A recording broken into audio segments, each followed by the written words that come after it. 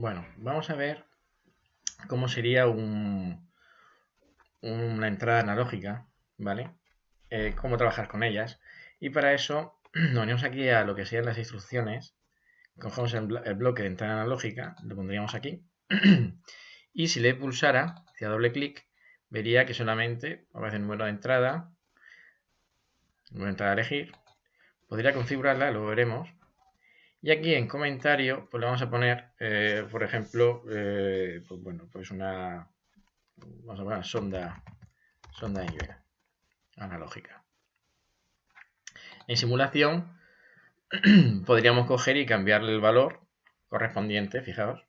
Eso lo veremos luego cuando vayamos a hacer la simulación. Bueno, si os dais cuenta, esto sería solamente el pin como tal. Elegiríamos qué entrada analógica queremos activar o queremos utilizar, pero no sabemos si, ahora mismo no deja configurar si es de tipo 0,10 voltios por 20 miliamperios, ¿vale? Y entonces para eso, vamos aquí hacia abajo, nos venimos a la sección de analógicos y tenemos un bloque que se llama amplificador analógico. Lo colocamos justo después, vamos aquí, lo vamos a unir y haciendo doble clic vemos que ahora sí que podemos decirle si el sensor va a ser de 0,10 voltios, si va a ser 0,20 miliamperios, 420 miliamperios, o una PT100, PT1000 o un sensor, ¿vale? Un sensor, bueno, sin sensor, para configurarlo. Bueno, vamos a dejar 0,10 voltios en este caso. Vamos a dejar que efectivamente pase por 0. La ganancia vamos a dejar tal cual. Por lo tanto, 10 voltios será 1000 una vez digitalizado y 0 voltios será 0. ¿De acuerdo? Si cogiera 420 miliamperios, como haremos en un caso posterior, para mantener estos rangos de medida 0 a 1000, si os fijáis, ya me ha cambiado lo que es la ganancia y el paso por 0. Porque ya el 0 como tal correspondería a 4 miliamperios. Si cogiéramos 0,20 miliamperios, si os fijáis, el 0 correspondería con el 0 y si os dais cuenta el offset también es 0. ¿Por qué? Porque la recta de adaptación, por decirlo de alguna forma, entre la entrada y tal y como va a ser el valor digitalizado, pasaría por 0. Bueno, vamos a coger 0,10 voltios, ¿vale? Que es el caso más sencillito. Posiciones decimales, vamos a dejar ninguno, vamos a dejarlo tal cual, por defecto, le vamos a aceptar, ¿vale?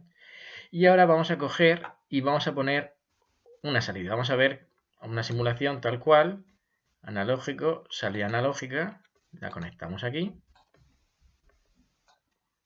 Vamos a conectar, ¿vale? Y la salida, vamos a ver que nos deja configurar, pues, nos dice cuál queremos, si la AQ1 hasta la 8, ¿vale?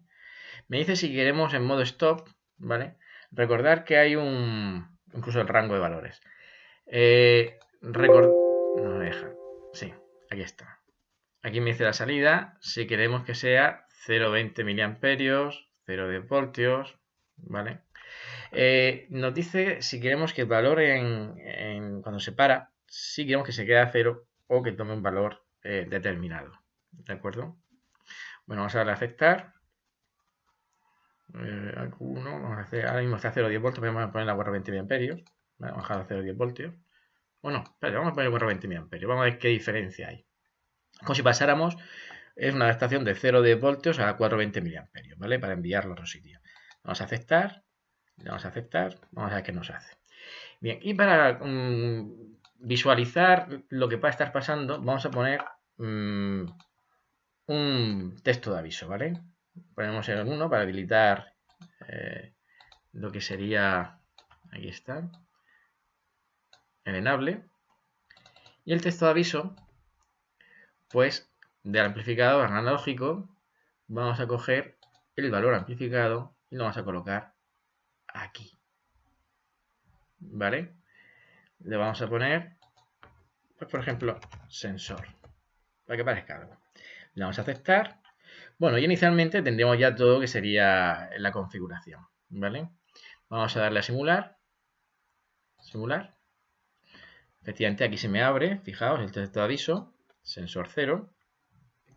Y aquí abajo, en la simulación, vamos a ir moviendo, fijaos, cómo conforme voy aumentando, ¿vale?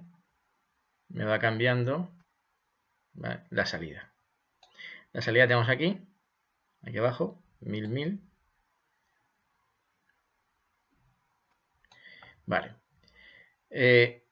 Hasta ahí queda relativamente claro el AQ1, pero ahora a mí me surge una duda, si hemos dicho que queríamos que la salida fuera 420 mA, realmente no me lo ha configurado, porque realmente, si os fijáis, el 0 debía ser 4 mA y el 1000 debía ser 20 mA, y no es así, ¿vale? Me toma un valor y el otro, y aquí me lo está dejando configurado, ¿vale? Sin darme el valor propiamente dicho. Yo podría coger, parar, volver a activar el bloque de aviso. Si os dais cuenta, solamente tengo el bloque amplificador, no tengo el valor del AQ1, ¿vale? Vamos a meter otra vez por aquí. Vamos a ver lo que sean las salidas analógicas en modo stop. Lo mismo que decíamos antes, fijaos, todas las salidas conservan su último valor. Esto es para que se para. Si tiene 10 mA la salida, se queda en 10 mA, ¿de acuerdo? Eso, bueno, puede ser que no interese o puede ser que cuando lo pongamos stop se ponga un valor concreto. Para eso habría que desactivarlo y decirle, en este caso, fijaos, todos estarían a 0.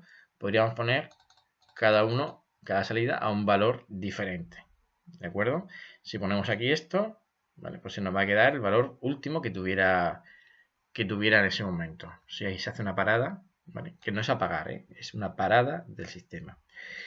Y nos faltaría ver, efectivamente, qué ocurre con mi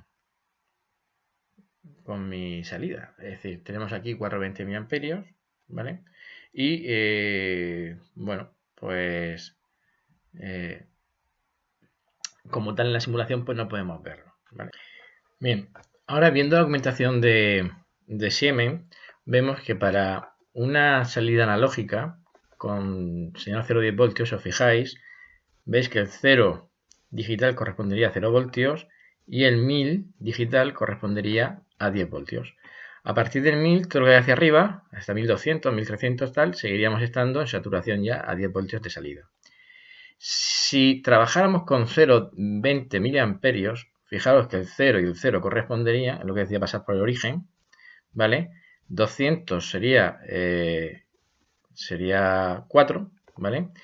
Y cuando lleguemos a 1000 tendríamos 20 mA, ¿de acuerdo? A partir de ahí, 1200, 1300, 1400, seguiríamos saturados a 20 mA, que sería el máximo.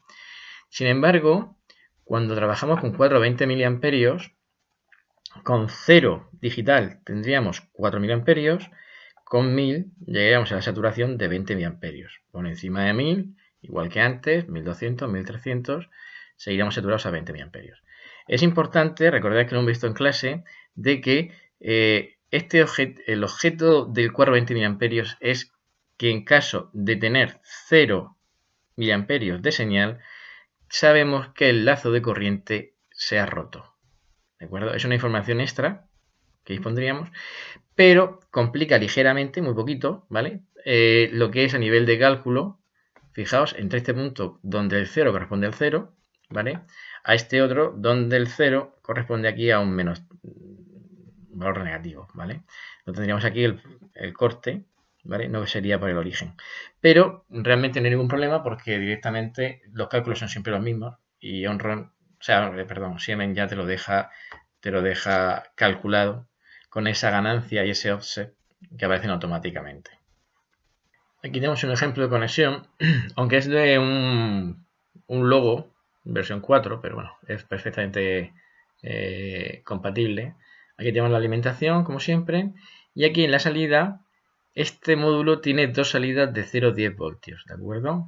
Fijaos que pone V1, V2, parte positiva, y la M, la masa, ¿vale?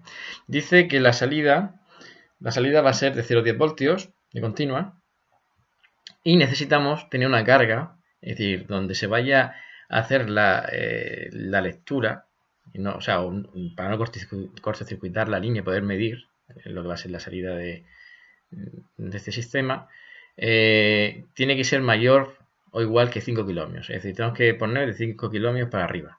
Una resistencia de 10K, pues vendría muy bien. Recordar que si es muy grande la resistencia, por ejemplo, un megaohmio, tendríamos un problema de que la corriente sería muy pequeña y también sería un problema.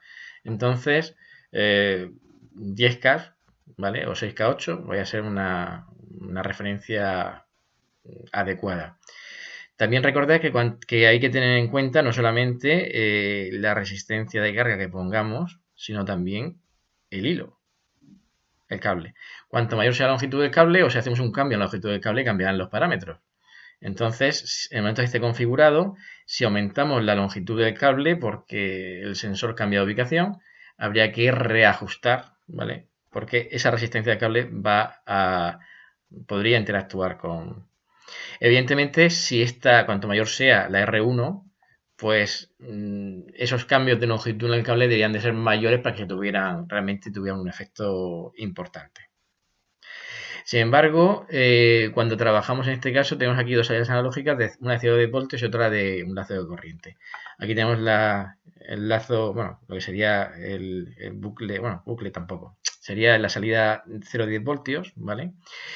Y que sería con los mismos parámetros que anteriormente hemos visto, mayor de 5K.